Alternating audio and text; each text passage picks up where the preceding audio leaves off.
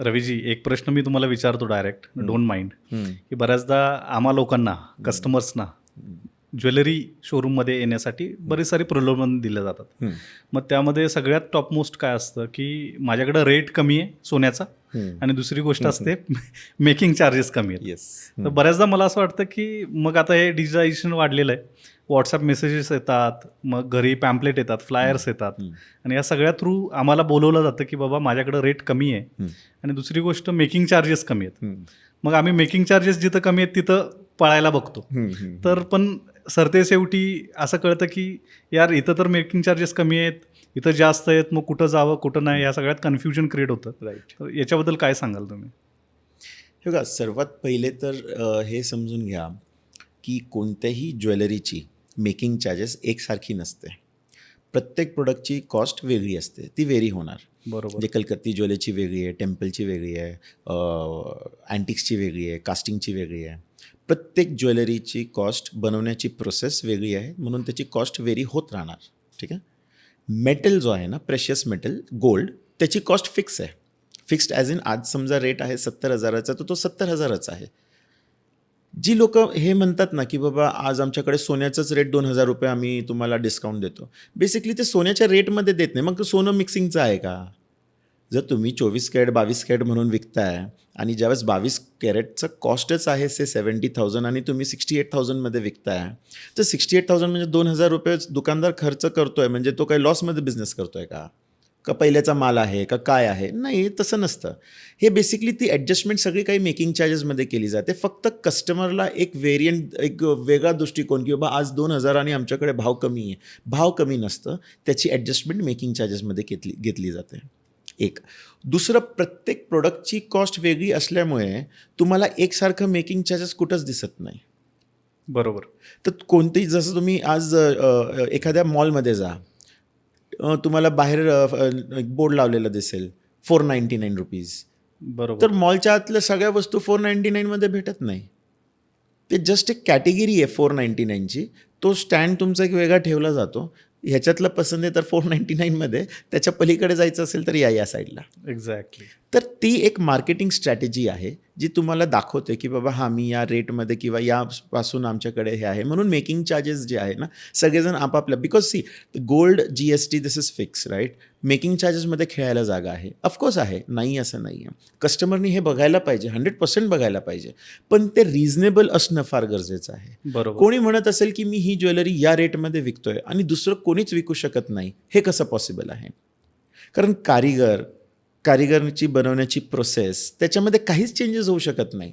त्याला तो end product तेवढा द्यावाच लागणार आहे, तरच ती क्वालिटी ती क्वालिटी मॅच करणार आहे. बरोबर. त्याची प्रोसेसमध्ये काहीच चेंजेस येऊ शकत नाही. म्हणजे कारिगरनी समजा ठरवलं की मी या ज्वेलरीचे, सर्वात पहिले तर आहे ना, मी मेकिंग चार्जेसचं सर्वात मोठा एक तुम्हाला एक उदाहरण देतो. उदाहरण ॲज इन मी तुम्हाला समजून सांगतो की मेकिंग चार्जेसला इव्हॅल्युएट कसं केलं जातं.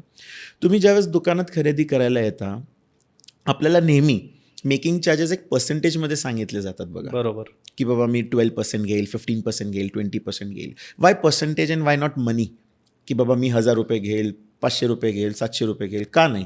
त्याचं रिझन आहे की गोल्ड मेटलच्या रेट्सच वर खाली होत राहत रोज. ठीक आहे, फ्लक्च्युएट होत आहेत. म्हणजे आज 70,000 आहे तर उद्या 72,000 आहे, 6 महिन्यांनी तो 80,000चा होईल किंवा 70,000. तर कारिगर जो आहे ना, तो कधी पैसे घेत नाही कारिगरी करताना. कारिगरची एक बनवण्याची प्रोसेस आहे. मी सगळ्यांमध्ये नाही म्हणत आहे, पण 80% 85% एक पॅटर्न आहे कारिगर लोकांचं काम करण्याचा. तो कधी पैसे घेत नसतो. तो काय करतो की से फॉर एक्झाम्पल त्यांनी 10 ग्रामचं प्रोडक्ट बनवला, तो 10 ग्राममध्ये एक पर्सेंटेज ऑफ गोल्ड काढून घेणार. समजा की त्यांनी 10 ग्रामचं एक हार बनवला, 70,000चा तो हार झाला. तो 70,000च्या हारमध्ये 10 ग्राम मग आहे ना, तो म्हणणार की नाही, मी 1 ग्राम माझं मजुरी झाली ह्याच्यातली. म्हणजे काय झालं की आज 70,000नी तो हार बनवला, म्हणजे 700 रुपये 7,000 रुपये त्याची मजुरी झाली. बरोबर. तो म्हणत नाही मी 5,000 रुपये घेणार आहे, कारण उद्या मे बी 80,000चं सोनं झालं तरी तो 1 ग्रामच घेणार आहे. अगदी बरोबर आहे. म्हणजे त्याची मेकिंग चार्जेस चेंज होतीये as per the cost of gold. ती कमी होतीये, ती जास्त होतीये. गोल्ड कमी झाला तर कमी, कारण वेस्टेज पण जे होतोय ना, ते गोल्डच्या मेटलच्या रूपात होतं, पैशाच्या रूपात होतच नाही आहे. तर मेकिंग चार्जेसचा जो कॅल्क्युलेशन आहे हा असा आहे कारिगर त्याच्यातून काही पार्ट ऑफ गोल्ड त्याची वेस्टेज म्हणून घेतो, ॲज अ मजुरी म्हणून घेतो. तर तो नेहमी ॲज अ दुकानदार, ॲज अ सेलर मला ते पर्सेंटेजमध्ये कॅल्क्युलेट करावी लागते. प्लस सांगितल्याप्रमाणे प्रत्येक ज्वेलरीची वेगळी कॉस्ट आहे.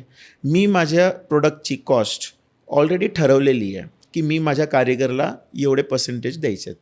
त्याच्यानंतर माझी ऑपरेटिंग कॉस्ट असते, माझी मॅनपॉवर लागलेली असते, त्याच्यामागं जे काही तामझाम आहे किंवा जसं मी सांगितलं इथून डिझाईन्स आणले तिथून डिझाईन्स आणले, या सगळ्या कॉस्ट त्याच्यामागं इव्हॉल्व्ड असतात. पण एक पॉईंट असतो ज्याच्या खाली ती कॉस्ट जाऊ शकत नाही. राईट. तरी मी मार्केटमध्ये बघतो की लोक विकतात.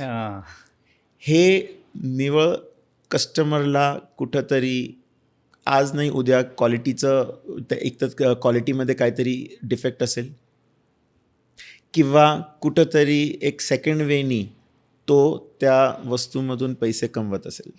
आता ह्या सगळ्या गोष्टी मी बाहेर नाही सांगू शकत, पण समजून घेण्यासारखी वस्तू आहे की जर तुमचं लँडिंग कॉस्ट समजा 10 रुपये आहे तर तुम्ही 7 रुपयेमध्ये नाही विकू शकत. अगदी बरोबर. हे 7 रुपयेमध्ये जे विकणारी लोकं आहेत ना, हे आज आहेत, 5 वर्ष राहतात, 7व्या वर्षी दुकानदारी बंद करतात आणि निघून जातात. आणि त्यामुळे लोकांचा विश्वास या छोट्या मोठ्या म्हणजे जे काही लोक हे करतात ना, त्यामुळे ते नाव खराब होतं की अरे हा निघून गेला, तो निघून गेला. ओव्हरऑल इंडस्ट्रीवरच त्याचा एक बॅड इम्पॅक्ट पडतो. परसेप्शन चेंज होतं इंडस्ट्रीचं. आणि तुम्ही कोणत्याही चांगल्या शोरूममध्ये जा, त्यांची एक कॉस्ट असते. ते म्हणतात ठीक आहे आम्ही तुम्हाला डिस्काउंट देऊ, पण ह्या लेवलपर्यंत देऊ, ह्याच्या खाली नाही देऊ शकत. बरोबर. का नाही देत? असं थोडी आहे की त्याची पर्चेसिंग पॉवर नाही आहे. ऑफकोर्स त्या दुकानदारापेक्षा पर्चेसिंग पॉवर कितीतरी पटीने जास्त आहे, पण त्याला माहिती आहे की मला क्वालिटी द्यायची आहे. आम्हाला माहिती आहे माझ्या कस्टमरला मला ही क्वालिटी द्यायची आहे. जर ही क्वालिटी द्यायची आहे तर मला हे स्टेप्स फॉलो करावेच लागणार आहे. अगदी बरोबर. कारण अल्टिमेटली माझं customer satisfaction is much important. तुम्हाला मी आज 1000 रुपये डिस्काउंट दिला किंवा नाही दिला हे मे बी तुम्ही 5 दिवसांनी विसरून जाताल, पण मी वस्तू जर चांगली दिली ना तर 5 वर्षांनी पण तुम्ही रिकलेक्ट करणार की नाही ही वस्तू मी कावेडियामधून घेतली होती, ही आजही एवढी चांगली आहे, let's go to Kevadia. So that is the recall value, not the discount given is a recall value. तर रिकॉल करण्यासाठी रिझनेबल असावं, मी नाही म्हणत नाही, ठीक आहे थोडंसं मार्केटपेक्षा कमी जास्त असावं, पण जे मार्केटमध्ये काहीतरी हवा करतात ना की मी असं it is pure cheating. I would say pure cheating. कुठं ना कुठं काही ना काही इन्वॉल्ड आहे आणि ग्राहकांनी आपला डिसिजन फार सतर्कपणे घ्यायला पाहिजे. हे बघा, तुम्ही 80,000 रुपये तोळ्याची वस्तू घेताय, तोळा मीन्स एवढासा, 80,000 रुपये देताय तुम्ही. वन ऑफ द म्हणजे जगातली सर्वात महाग वस्तू तुम्ही घ्यायला चाललाय. हे तर खरं आहे ना. सोनं जगातली one of the most expensive वस्तू आहे आणि तुम्ही त्याला इव्हॅल्युएट करताय फक्त ते 2-4% प्लस मायनस. चांगल्या दुकानातून घेणं, चांगल्या रिजनेबल रेटमधून घेणं, पण असं नाही की बाबा कुठंही गेले आणि काही उचलून घेऊन आले. तुम्ही आजसाठी घेताय पण उद्या तुम्ही नाही मोडणार, तुमची मुलं मोडतील. आणि जर त्यांना कळेल की अरे हे काय दिलं आपल्याला आईवडिलांनी किंवा आजी आजोबांनी, त्यावेळेस त्यांचं किती मोठा फसवणूक होतात चालली आहे बघा. तर हे नाही व्हायला पाहिजे. डिस्काउंट असावा, एक रिजनेबल असावा, किंवा कस्टमरनी ज्यावेळेस एक डिसिजन घेतो की बाबा नाही मी इथं नाही इथं घेणार किंवा मला या दुकानात घ्यायचं आहे, तो फक्त स्वस्त विकतो म्हणून घ्यायचं असेल तर मी तर ह्या गोष्टीच्या टोटली अगेन्स्ट आहे. आणि मी गॅरंटी देऊ शकतो की जिथं स्वस्त आहे आणि तिथंच घेऊया असं जर तुम्ही डिसिजन मेकिंग करत असाल तर तुम्ही एक रॉंग डिसिजन घेत आहात. कारण तुम्ही वर्ल्डची मोस्ट व्हॅल्युएबल वस्तू खरेदी करायला जात आहात आणि सर्वात स्वस्त घेण्याच्या चक्करमध्ये जात आहात. कसं पॉसिबल आहे? बरोबर. तुम्ही मर्सिडीज घ्यायला ज्यावेळेस बाहेर निघणार तर तुम्ही गराजवाल्याकडे नाही जाणार, नवीन मर्सिडीज मला तू गराजवाला दे, नाही possible. You have to go to the showroom. कारण तुम्हाला माहिती आहे तिथं स्टँडर्ड्स मेंटेन केले येतात त्यांनी. किंवा कोणती कार घ्यायला, गाडी घ्यायला, बाईक घ्यायला तुम्ही एक चांगल्या डीलरकडे जाणार. सेकंड हँड घ्यायची असेल तर तुम्ही एखाद्या बरोबर सेकंड ऑप्शन शोधू शकता. पण ज्यावेळेस तुम्ही फर्स्ट कार, फर्स्ट घर, चांगला बिल्डर, चांगलं हे चांगलं ते सगळं चांगलं पाहिजे, मग मेकिंग चार्जेसकडे बघून ते पण 2-4% फरक असतो, जास्त नाही आहे. 2-4% मीन्स व्हॉट? नथिंग. जर त्या गोल्डच्या व्हॅल्यूच्या अगेन्स्ट जर तुम्ही कम्पेअर केलं तर. पण त्याच्यावर तुम्ही ते अख्खं गोल्डची डिसिजन मेकिंग चेंज करून टाकता. That is very wrong. ते नाहीच व्हायला पाहिजे. रिजनेबल असायला पाहिजे, पण एकदम पण ड्रॉप करून कोण विकत असेल तर हे पॉसिबल नाही. मग त्यातूनही असं होतं की कमी मेकिंग चार्जेसच्या प्रलोभनाला भुलून आम्ही तिथं खरेदीला जातो, तर अशा कुठल्या गोष्टी आहेत की चेक करायला पाहिजेत? सी आजच्या तारखेला हॉलमार्किंग ठीक आहे, हे तर बेस लेवल झालं. गव्हर्नमेंटनी HOID इंट्रोड्यूस केलं आहे, तर पहिले HOID आहे की नाही त्या ज्वेलरीवर ते चेक करायला पाहिजे. बरोबर. Because hallmarking plus HOID is very important. Right. जी लोकं आजही प्रॅक्टिस करत नाही आहे. HOID फार गरजेचं आहे. Only hallmarking is not valid in India. Let me tell you, it has to be hallmark plus HOID. Okay. जी लोकं मिस करत आहेत, ज्याचं नॉलेज कस्टमरकडे नाही आहे, म्हणून तो फक्त हॉलमार्क चेक करतो, HOID चेकच करत नाही आहे. हॉलमार्किंग प्लस HOID हे फार गरजेचं आहे. दुसरी गोष्ट, ज्यावेळेस आपण कोणतीही ज्वेलरी परचेस करतो आहे आणि आपण मेकिंग चार्जेसला एवढं हे बघतो की बाबा मेकिंग चार्जेस कमी आहे, तुम्ही त्याचं गोल्ड रेटसुद्धा कम्पेअर करायला पाहिजे की त्यांनी गोल्ड रेटमध्ये तर जास्त नाही ना लावलं. कारण एक परसेप्शन असं आहे की गोल्ड रेट आहे तर सगळीकडे एकसारखं असेल, तर असं अजिबात नाही आहे.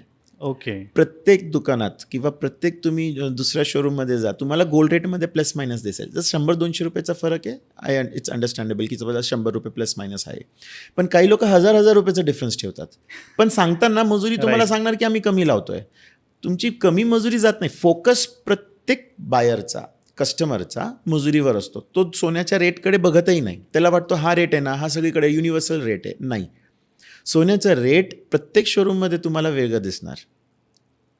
तर तुम्ही बाय करताना असं तर होत नाही आहे ना की मेकिंग चार्जेसच्या रूपात तुम्हाला कमी रेट लागतो आहे, पण इथं आपण गोल्ड रेट जास्त देतो आहे. अल्टिमेटली तुम्ही एंड अमाऊंट तर तीच पे करता किंवा यदाकदाचित त्याच्यापेक्षाही जास्त करताय.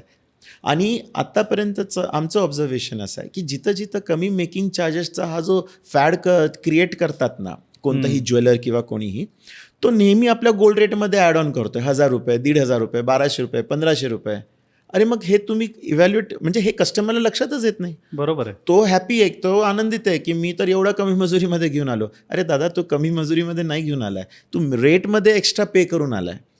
ते कंपॅरिझन कस्टमरच्या एंडनी व्हायला पाहिजे. ह्या 3 गोष्टी जर त्यांनी चेक केलं तर मला वाटतं की तो एक फर्म आणि एक चांगला डिसिजन घेऊ शकतो. बरोबर. हॉलमार्क प्लस HOID चेक करणं फार गरजेचं आहे. गोल्डचा रेट आणि मेकिंग चार्जेस त्याला लागणारा तो चेक करणं फार गरजेचं आहे.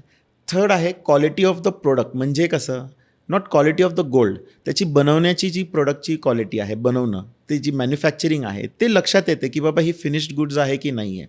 इथंही खूप मोठा फरक आहे.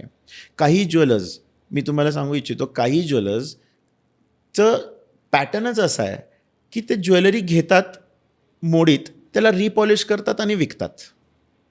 बापरे. येस. तर तुमचं त्या प्रोडक्टबद्दल तुमचं काय अटॅचमेंट आहे as a jeweller? What is your attachment? काहीच नाही. एखाद्याने विकलं, मी त्याला रिपॉलिश केलं, मी दुसऱ्याला विकलं. तुमची काय लागत आहे त्याच्यामध्ये? 0 लागत आहे. मग तो कमीमध्ये विकणारच ना. बरोबर. तुम्ही एखाद्या दुसऱ्या माणसाने वापरलेली वस्तू तुम्ही का खरेदी करताय? You should know this, you should understand this की बाबा तुम्ही जी वस्तू घेताय ही नीटनेटकी नवी असायला पाहिजे, कारण तुम्ही पैसे पण नवीन देताय. आणि हे प्रत्येक जो म्हणतो ना की मी कमी मजुरीमध्ये घेतो, हेच 2-3 एरियाज आहे जिथं तो खेळू शकतो कमी मजुरीमध्ये. Bad practices. Yes, bad practices. की either he will not go with HOID hallmarking, किंवा मग तो रेटमध्ये कुठंतरी वाढवेल, किंवा तुम्हाला क्वालिटी ऑफ प्रोडक्ट चांगली नाही देणार, कुठून तरी मोडीत आलेली वस्तू तुम्हाला चिटकून टाकणार, जे तुम्हाला कधीच लक्षात नाही येणार. बरोबर आहे. बरोबर. किंवा त्याची प्रोसेस जी असते बनवण्याची, तिथं कुठंतरी मिस्टेक करेल तो. म्हणजे बनवण्याच्या अगोदर आम्हाला बफिंग करावी लागते, तास मारावा लागतो, असे काही प्रोसेस असतात. तो तिथं कारिगरला सांगेल बाबा काही करू नको, असंच फक्त पॉलिश कर आणि देऊन टाक. ती प्रोसेसच मिस करून टाकणार. आणि एखादी वस्तू एवढी का लॉंग लाईफ का टिकते किंवा ती फिनिशिंग का देते, त्याचं रिझन तोच आहे की मेकिंग करताना त्याच्या मागलं कोणतीही प्रोसेस मिस नाही केली. आणि इथंच आमच्यासारखी लोक आहेत जी प्रत्येक वस्तूवर चेक ऑडिट ठेवते. बरोबर. प्रत्येक वस्तूवर चेक ऑडिट असायला पाहिजे की मी माझ्या कस्टमरला हा रेट घेतोय ना, तर त्याला तो रेटचा क्वालिटी प्रोडक्ट जायलाच पाहिजे. आणि म्हणून तो रिकॉल व्हॅल्यू माझ्या इथलं दुकान, आम्ही प्रत्येक वर्षी आम्ही ठामपणे माझ्या टीमला सांगत असतो किंवा आम्ही सांगतो की बाबा we are growing with 25%, 35% annually. It's not a joke. 25-30% प्रत्येक वर्षी कन्सिस्टंटली ग्रो करणं हे का होतं? Just because mouth publicity. ज्यावेळेस तुम्हाला एक एक्सपिरियन्स येतो की बाबा नाही, इथं घेतलेला प्रोडक्ट खरंच खूप चांगला होता, मग तुम्ही 4 मित्रांना रेकमेंड करणार, 4 नातेवाईकांना रेकमेंड करणार. ती लोकं येतात, ती त्यांना कळतं अरे खरंच ना, रेटही रिजनेबल आहे, मेकिंग चार्जेसही रिजनेबल आहे, व्हरायटी आहे. Variety is also very important in purchasing gold. तुम्ही जाताय आणि तुम्हाला व्हरायटीज बघायला भेटत नाही आहे. तुम्ही 4 वस्तू बघताय, 10 वस्तू बघताय, 15 आणि त्याच्यातून तुम्हाला डिसिजन घ्यावा लागतोय. तुम्ही एवढी महाग वस्तू घेताय आणि तुम्हाला ऑप्शनच नाही आहे तुमच्यासमोर. बरोबर. You should have that liberty right, की मला एवढं खरेदी करायचं तर मला ती बघावं लागेल, मला बघायचं त्या व्हरायटीज आणि मग डिसिजन मेकिंग व्हायला पाहिजे तुमचा. तर आम्ही तिथं कुठंच कमी पडत नाही, व्हरायटीमध्ये कमी पडत नाही, नंबर ऑफ प्रोडक्ट्समध्ये कमी पडत नाही, वेगवेगळ्या कन्सेप्टमध्ये फरक आम्ही कमी पडत नाही, की कलकत्ती असू, टेम्पल असू, अँटिक असू, पोल्की असू, डायमंड असू, काही असो, सगळं काही माझ्या कस्टमरसमोर असायला पाहिजे.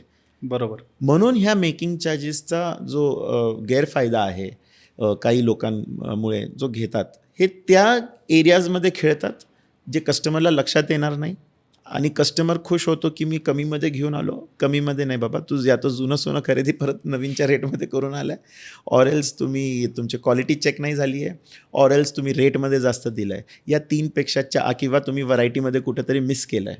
तुम्हाला माहीतच नाही आहे की ही व्हरायटी आहे मार्केटमध्ये आणि मी काय घेऊन आलो आहे. बरोबर. बरोबर. कुठेतरी तुम्ही 100% लॅक करत आहात, ही माझी गॅरंटी आहे. बरोबर. म्हणजे जे कस्टमर्स आता कमी मेकिंग चार्जेस ह्या सगळ्या ॲड्सला किंवा कॉन्व्हर्सेशनला बघून भुलत असतात, तर मला असं वाटतं की यातून बरीच सारी क्लॅरिटी येईल त्या कस्टमर्सना, की आपण फक्त कमी मेकिंग चार्जेस ह्या भुलभुलैयाला न भुलता आपल्याला सगळ्या गोष्टी तुम्ही ज्या सांगितलेल्या आहेत त्या चेक करायला पाहिजेत. 100%. आणि म्हणून एक कस्टमर अवेअरनेस म्हणून जी गोष्ट असते ती त्यांच्यामध्ये इथून पुढे येत जाईल अशी मला खात्री आहे. नक्की यायला पाहिजे. थँक्यू रवीश. थँक्यू. अशी एक गोष्ट ज्यामुळे ही पूर्ण इंडस्ट्री ॲक्टिव्ह राहते, म्हणजे ती गोष्ट म्हणजे स्त्री. स्त्रीचा सगळ्यात आवडता धातू जगात कुठला असेल तर तो सोनं आहे. कोणी विचारत नाही तुझ्याकडे कपडे किती आले ग, किती कपडे दिले का, नाही. ते बघतात की हां किती गोल्ड ज्वेलरी आली आहे, काय ज्वेलरी आली, काय डिझाईन झाले. ते फॉर एक्झाम्पल आम्ही म्हणतो की तुम्ही 5,000चं एक SIP घ्या, 11 महिने भरा, तुमचे 55,000 जमा होतील, 5,000 आम्ही तुम्हाला देऊ एक्स्ट्रा. येस. एक लेडी किती वेल प्लॅन्ड आणि मॅनेज करते आपल्या टोटल संसाराला, ना ती कुठं कमी पडू देते आहे